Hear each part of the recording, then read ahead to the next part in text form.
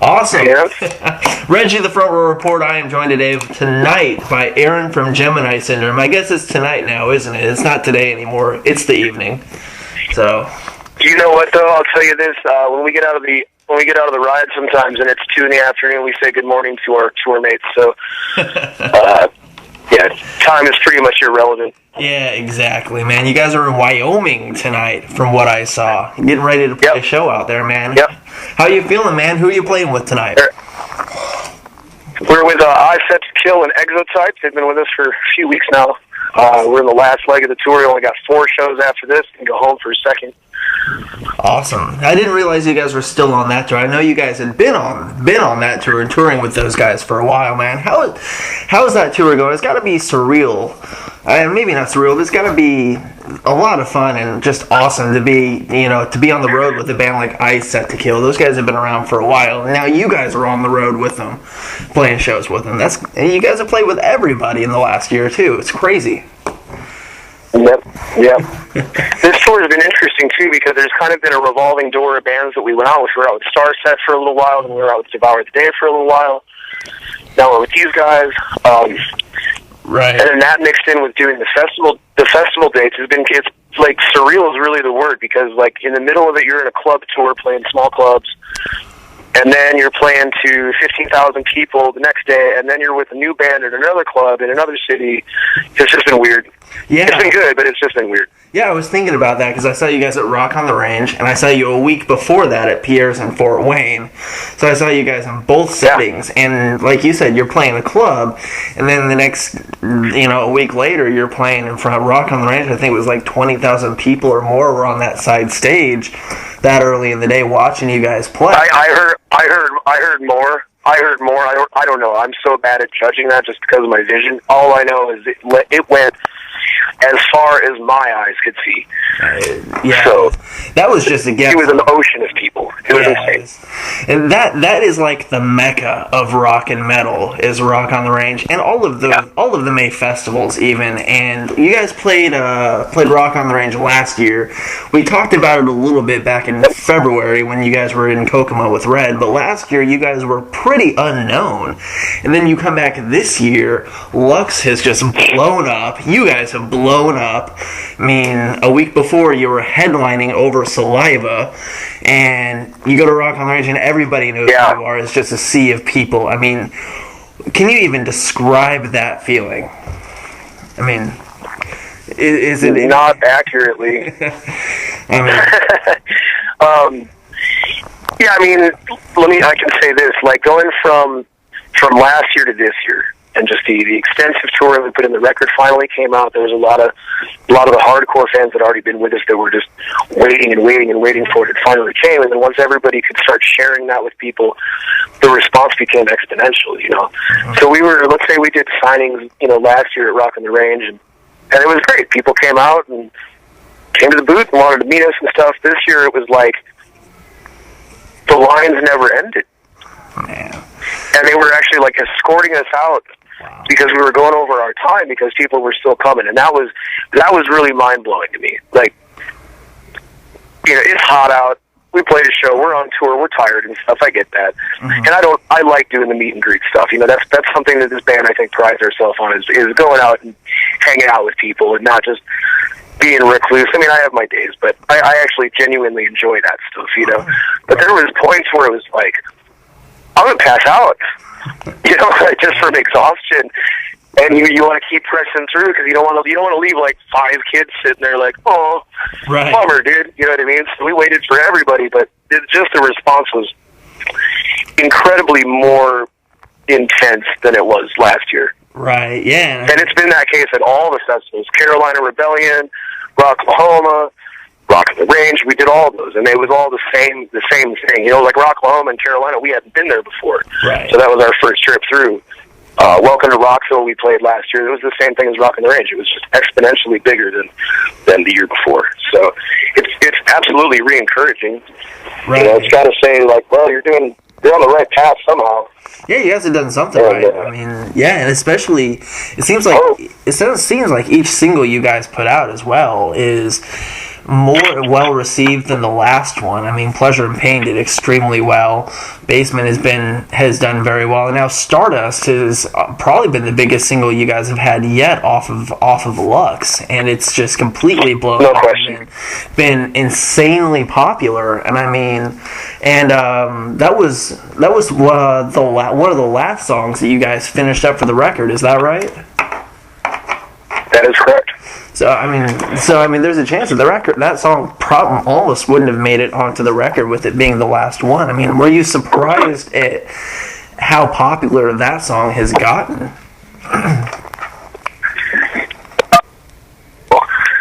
Hello? I think, in a lot of senses, that song is really proggy. Like, from part to part, it changes quite a bit, and I think it gets masked because of the way the chorus is. The chorus is very kind of straightforward. It's a good poppy melodic hook, you know. And I think people lose sight of like the pre-choruses and the bridge where it's really heavy. There's a lot of double bass going on. There's a lot of really heavy stuff happening musically, and a lot of syncopation. It kind of, to me, it was like we snuck that under people's radar because it was like, oh, this is a poppy kind of single, but it's really not. It's shorter, but it's really like a short prog song, Right. which kind of tripped me out to see the response from it. But that makes me happy because that's the kind of stuff I love. So. Right, yeah. I mean, to see just the sea of people singing that song back at Rock on the Range especially it gave me goosebumps and chills just to see that. You guys were on stage with them, just all of that just hitting you guys, just like a tsunami there, it seemed like. And really, if that is indescribable. I mean, I can't even imagine. I mean, because you guys wrote it. Those are your words, your instrumentals you guys wrote. That it's just getting that. And I think that fans kind of forget that sometimes, that it's a song, but it's something that you actually wrote. I mean, it's your work in there, and so I think fans forget that sometimes. It's really cool to see that. But we did an interview. We did a radio interview on that note. I forget where, to be honest with you, but it was on this tour.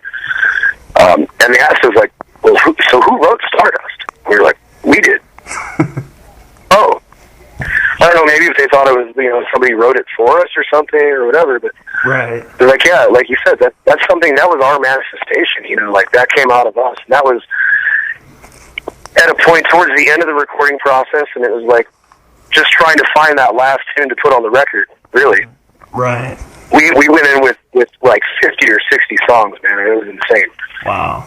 And I remember reading about Springsteen back in the day when I was young, and he said that every record he goes in, it's got 50 tunes for sure to pick from, and then they have to weed through them, and that was a difficult process. And it's not to say that the rest of the songs weren't good or aren't something that we might use on future projects or future records, but it was just trying to find a mishmash of what we wanted for the first record, and that ended up happening and manifested itself within like a day or two. We wrote the scratch tracks, and I went home and I went out and got dinner. I was sitting at a restaurant, and I was by myself, and I was listening to this stuff on my phone. And suddenly, I like wrote the chorus. I'm like, I don't want to lose this. So I called Kevin, our producer, and I was like, "Are you still at the studio?" He said, "Yeah." I said, "Will you come pick me up?" He said, "Why?" Thinking I was like in trouble or something. I was like, "No, I just wrote this song. Like, we need to track it now." He's like, "All right, cool." So he came and scooped me up, and we went to the studio. We didn't tell any of the boys. We just went in the next morning. We're like, "So we did this. Here you go." And then we ended up finishing it out. It was like a really quick process. And some of those songs happen that way. They happen over like immediately, Right. Right. Now, on this run, you guys have had some headlining dates. You've had some support dates. Most recently for me, I saw you headlining with Saliva and Starset. Then I saw you opening for Red. With one record out, is it harder for you? Do you prefer the support slots or the headlining slots? Because with one record out, I'd assume it can be kind of hard to put together the headlining set list, because that's a lot of time you have to fill. Whereas with the supporting set list, you play a good chunk of the record, but not the whole thing. Yeah, that's definitely true. It's certainly different. I personally, man, I always answer these questions like so ambiguously. Like, Right. what do you like better, club shows or arena or like like festival shows? They both have I like them both. Like I'm such a wish-wash when it comes to, I can't give you a straight answer, but I'll tell you this. The cool thing about playing the headline shows is that the fans that are there to see us, and we know that. Right. And you get that kind of response when we play a song like Take This, or we play a song like Babylon that might not necessarily be the first pick for a lot of people. For me personally, those are two of my favorite songs on the record, but they're not like the mainstream, like they're not going to be singles kind of thing. But when we play those and people start screaming, even if it's just a handful of them, they're so excited to see those songs, they couldn't have gotten that if we weren't headlining. Right. However, on the other end, there's something fun about being on somebody else's stage, being out with a band that, pretty much with almost all of them, they've been bands that we've idolized and looked up to and been inspired by in the past and seen in concert. Mm-hmm. To share a stage with them and share their fans, and then like watching the crowd slowly get won over with these new people that have never seen us before, there's something really incredible about that too. Mm-hmm. Yeah, because you get to see somebody. I think I like that more. You see somebody discover you almost and come run across you, and they may not have. Eventually, yes, they will be introduced to your music, but it's sped up because they've seen you there. And there's so with FM radio now, you don't hear a lot of the newer metal bands. So the only way to find new music is to go out to a show, and that's where I find so many bands that I like now. Is I see them open for people. Then to see them grow and get to the headlining slot is really cool. And so I can see there would be advantages to both of those. So I got to tell you something crazy in that sense. Going back to my old band when I was playing guitar for Otep. Yes. Like this is just a timeline thing. We played a radio show. This was like my first professional tour. And we played a radio show in Jersey, and it was Static X, Shadows Fall, On Earth, Otep, and this little tiny band that nobody knew of called Five Finger Death Punch. Nice. And they opened for us. And I had already been a fan of Ivan. I had already listened to his, Motogrator and Ghost Machine and stuff. Mm-hmm. And I ended up hanging out with him that night. It was the first time we officially met. This is like 7-8 years ago. And I remember talking to him, and he was telling me, he's like, yeah, we're out here, and we've got, our rider is stage towels and a case of water. Wow. We're at the bottom of the barrel. Like, there's not the amenities and stuff. And now you look at them, and they're one of the biggest bands in the world. Yeah. We just played the other day at Rockfest in Omaha with, it was them and Hell Yeah and Killswitch Engage. It was an incredible time, man. We had a great time. We ended up barbecuing with Hell Yeah. Yeah. Emphatic played right after us, man. I got to see those cats again. Nice. It was just really, I hate to be cliche, it was trippy, man. Nice. For me to stand side stage watching Five Finger play to, however many people were there, and just to see like the level they've come to, and it's like kind of re-encouraging to say that every band started there, everybody, and they all come up. You all come up the same way, You slug it out, you suffer through it, you play little shows, you don't have amenities, blah blah blah. And you keep working, and you just say, we signed up for this. This is what we knew we wanted to do, and we knew the deal. And as time goes on, it grows and grows. And even in the past year for us, it's grown, just to see the difference in the crowd reaction. So I guess in that sense, I really do feel like we're doing what we need to be doing. I think we're on the right path. Awesome. And just trying to stay genuine and stay true to it and not lose sight of, why I started playing music in the first place. Or why any of us did, Awesome, man! You guys are going on tour with Sevendust next month. It just keeps coming, man. Yes, we are. How stoked am I? I can sense it. I can feel it coming through the phone. How stoked am I, dude? How stoked are you? I'm really stoked. So again, got to tell you another story. So we played a festival in, it was a festival in Post Falls last year with Five Fingers, Sevendust, 10 Years. I think Hailstorm was on that. Anyway, Nice. so after we're done playing, I see this guy walking across the field, standing there back with my buddy Kyle from 10 years, who's the drummer for them. Known him for 20 years. And we're standing there, we're just chilling, just like kind of soaking in the atmosphere. And this guy comes up wearing a red poncho. And I don't see good, so I'm like waiting to see who it is. Oh, that's Lajon. And Lajon comes up to me and says, "Hey, you're Aaron from Gemini Syndrome." I said, "Yeah. Man, I love your record. It's an honor to meet you." And my jaw dropped. Lajon Witherspoon. I looked at him, I said, "Dude, you're effing Lajon, dude. I'm saying that to you. You don't say that to me, dude." And we ended up chatting for a little bit. And you know, at that point I told him, I was like, "Man, I'd love to go on tour with you." It's kind of one of those things, like, just saying it in conversation, and now it's happening. So, yeah, I'm pretty blown away.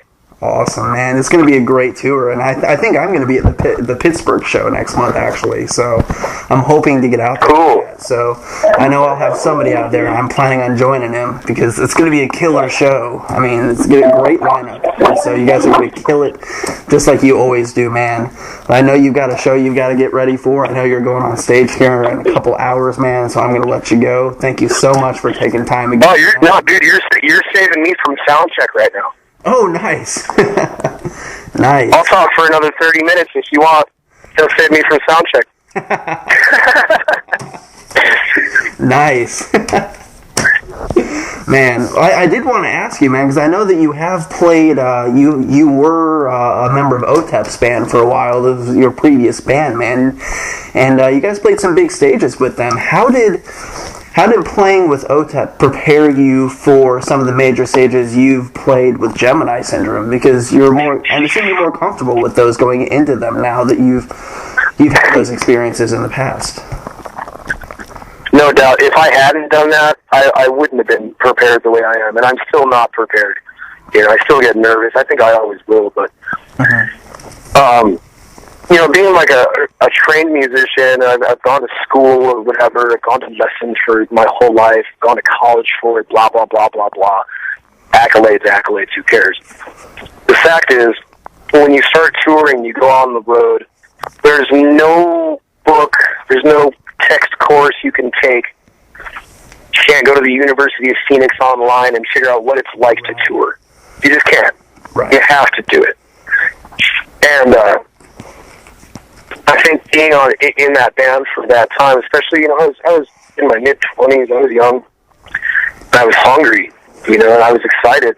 And it was a band that I was a fan of growing up. So on that level, it was even more, like, kind of intense for me. But then I'm out on tour with Hell Yeah and Static X and Blood Simple and these bands that that's how I met Mikey Doling. And him and I have become, you know, lifelong friends now. All of those things prepared me and kind of gave me a sense of what to expect as far as the fatigue of the road and the intensity of when you get on stage in front of thousands of people. You know, I remember the first time I played in front of 5,000 people I think it was Corpus Christi, Texas, and it was like one of the most insane things I've ever done. Wow. And you feel the adrenaline hit you, and you go out and you just want to play as hard as you can, you know what I mean? Like, you just want to be crazy. And I think, if anything, I've learned to kind of temper it a little bit as I've gotten older and more experienced. Like, if I go out to a show, I get really amped up, especially at the festivals when I see, you know, 15,000 people or something. Yeah. I get really amped up, and it's been a struggle for me to learn how to kind of calm down before I go out, so I don't just blow myself out in the first song and realize, oh, I'm exhausted now, and I want to take a nap. I still have 30 more minutes to play, you know. You just kind of, you're learning how to be comfortable in your own skin and learning how to be comfortable in that environment is, and then temper your emotions and your adrenaline and all those enzymes that are going there. It's a trip, man. It's a difficult trait. It's a skill set. Let's put it that way. Right. Yeah. A skill set to be learned. There's no way to prepare for, like you said, going on stage in front of 15, 20,000 people. I mean, because no matter what, whether you've done it once or whether you've done it a million times, that's still 20,000 people out there screaming and ready to watch you. And so, I mean, there's no... Yep. You can't, like you said, you can't train for that, but you can be accustomed to it and know how to deal with it, I guess. You know. Absolutely. And so, but yeah, so obviously it's been about a year since Lux came out. Obviously fans are wanting to know, when can we look for more Gemini Syndrome music? I know it's been only a year, but I'd assume you guys are always writing and whatnot and stuff like that, always working on something, because what better way to kill time on the road, you know? Yeah, it's true. It has been really kind of funny to me how many people over the past even few months, like even on the Red tour, you know, it's February, so what is that, 5 months since the record had come out, and people are asking me, so when's the next one? We just released this one, homie. Come on, man. Right, exactly. But on the converse of that, it's really exciting that people want more. They want more. In my perfect world, we would release one more single off this record. I don't know if that'll happen or not. Right. But I would say a new record will be coming. Man, if I had to guess, I'd say the end of this year we'll start going back in the studio. Right. Maybe early next year. Right. You never want to say an exact time, because then fans are going to take that and run with it. It's going to go up on Blabbermouth new album. Yeah, no, I just don't know. I straight up don't know. This is totally off the cuff, my intuition. Right. You know, this isn't going off information I've gotten out of emails and shit like that, you know. Right, exactly. exactly. Pardon the French. But yeah, I would guess late this year, early next year. And like you said, we are writing constantly. Right. There's a ton of ideas. And whether it be, you know, as a group, we've written a couple things, even in this year, just like in our touring schedule, we had a couple rehearsal dates, and like something new came out of that, you know. Right. We're going to sound check, something new comes out. I'll say, hey, remember that riff, like we need to use that later. And sometimes I'll be, you know, riding down the road at 4 in the morning, and I'll get an inspiration for some sort of poem or something, and I'll write that down, and hopefully that'll come to fruition later. So there's tons of inspiration and tons of material to draw from. Right. Do you think you guys will feel any pressure? I think it'll be a pretty cohesive. Yeah. Do you think you'll feel any pressure from maybe yourselves, or just pressure in general, to live up to everything that Lux has done for you, or are you going to be able to separate yourself from that to be able to write something fresh and new? Oh, I think we'll be able to. I think we're hungry to.